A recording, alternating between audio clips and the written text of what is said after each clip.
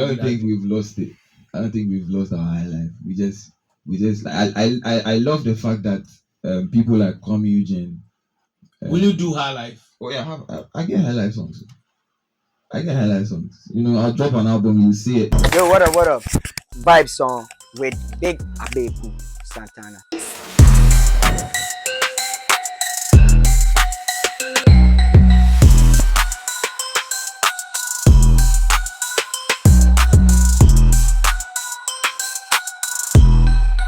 As in, you're not a fool. People will deceive you. Don't you see? You know that thing, right? Boys will deceive you, girls will deceive you. This love thing, no day. But when I send the sound over to Mayorkun, I don't know, he saw it in a different perspective. Like he recorded brown skin girls, they like chocolate. And I felt like, nah, it was kind of like talking about love and trying to talk to like probably his girlfriend that Charlie Baby, you know, be fool. Don't make all these boys outside lure you into like getting with them because like you're not a fool. All that I love you they keep telling you is like, you know. So initially it was not like many people need me and you know be new thing. So it was like many people need me and you know be new thing, but I don't need nobody. And then I was like, one thing I don't listen, you know, is do not ever leave me. But then when he brought it back, I had to like reshape the lyrics and everything, make it one thing I say, listen, do not ever leave me. So like it was more like me talking to my girlfriend, like we're in this together. You don't have to leave. You don't have to be listening to all those boys trying to like get you into the bedrooms and stuff because like you're not a fool. Everything they're trying to tell you, the I love yous, the day I feel be with you and everything, all of them are like, you know. So no artist in Ghana came to mind when you were thinking of an artist to put on the song. On the sound. No artist in Ghana. Well, so you know, I don't have one project with my group, right? There's also another project. So it was more like he kind of loves the way I write. He loves the way I put my melodies and everything. He loves my music, you know. So he's also one person that I've been wanting to work with, right? So we had one song that we wanted to already put him on, and I think he has an album that he's going to drop. He also wanted to put me on, so it was kind of like that, you know. Yeah, but I actually saw him fit for the sound. Generally, how has your acceptance in Nigeria been like so far? Oh, Baba. So you know, I have this song Home Alone. Home Alone.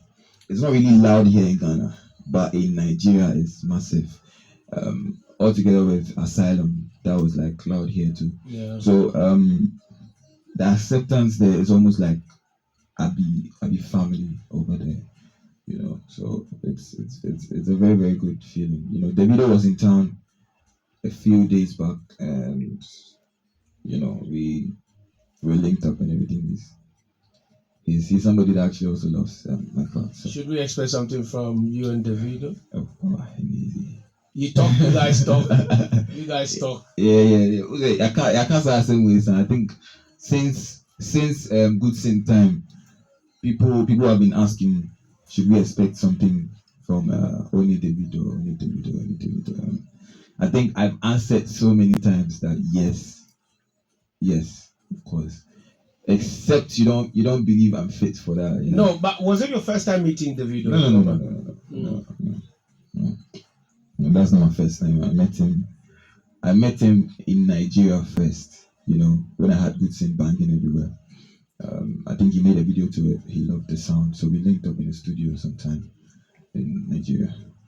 It looks like there's a teasing. This music industry that Nigerians have and we Ghanaians don't have. What are we lacking? What is it with Nigerians that we think we should try and emulate them? Well, I think we're catching up. You know, we're catching up. I see, like you said, you saw even me, Siam, can promise on CNN and everything. So we're catching up. Actually, we're really catching up. People are learning a few things. One thing that I'll say, I realized, you know, I've been to Nigeria a couple times. I've linked up with all of them, most of them before. So there are some things that they tell me, you know, there's some advice they give me. and one of them is to risk. They don't actually care if I raise this phone to actually promote my music. That is the and down here, truthfully, many people no go do the things we Nigerians go do to promote their music. Now let's come to your brand as an artist and the international recognition and acceptance that you have received. I was in East Africa recently, and trust me, I had Kwame Eugene music, songs played. I had Kiddy. Yeah. I had of course Sarkodie. I had King Promise. A couple of artists, and they don't see them as Ghanaian artists. They think that they are Nigerian artists. and yourself, you're good, sir. Good, sir. Yeah. As for me, the sure say I will have to I will explain that. As for me, I sure say I will explain that. But the whole VGMA thing, the awards, and a lot of things. Thanks to God and Asylum and everything, I feel like people actually are now accepting the kind of person I am. I am Bonsu. I know be Chukwemeka. So that's all. People are actually accepting the kind of person I am, and it's Afrobeat. I feel like the reason why most people feel like when you do that kind of if you be Afrobeat artist is because they've actually established it.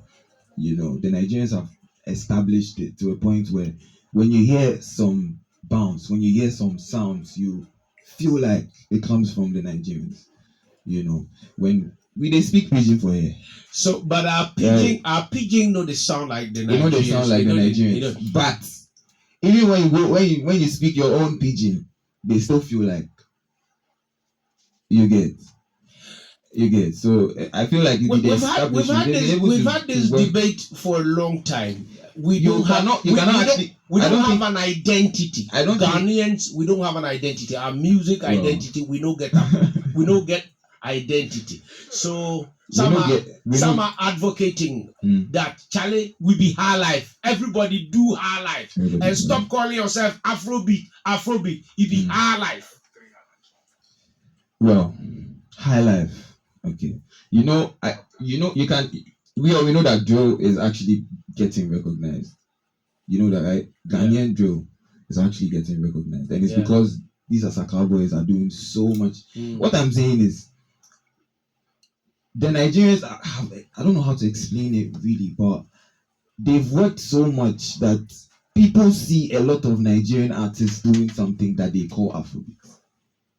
Do you get? So when you do something close to that, sometimes they do things that we Ghanaians will say, oh, it be high life, but then they say it be Afrobeat because they've been able to do that. So I feel like we are. So we've lost the genre high life. So we should call ourselves Afrobeat artists. I don't think even if we are doing high life, we should call ourselves Afrobeat. I don't think we've lost it. I don't think we've lost our high life. We just I love the fact that people like Kwame Eugene. Will you do high life? Oh yeah, I get high life songs. I'll drop an album, you see it. But you're not a high life artist. Well, let me even. I'm not a high life artist. Yeah. You see, one thing I don't like to do is actually box myself. I did here. I'll say I'm very, very good at doing Afrobeat, but I can do drill. I can do high life. That's not that not be where I'm very strong at though. All those drill people you see can also do Afrobeat. You find all those people to doing that.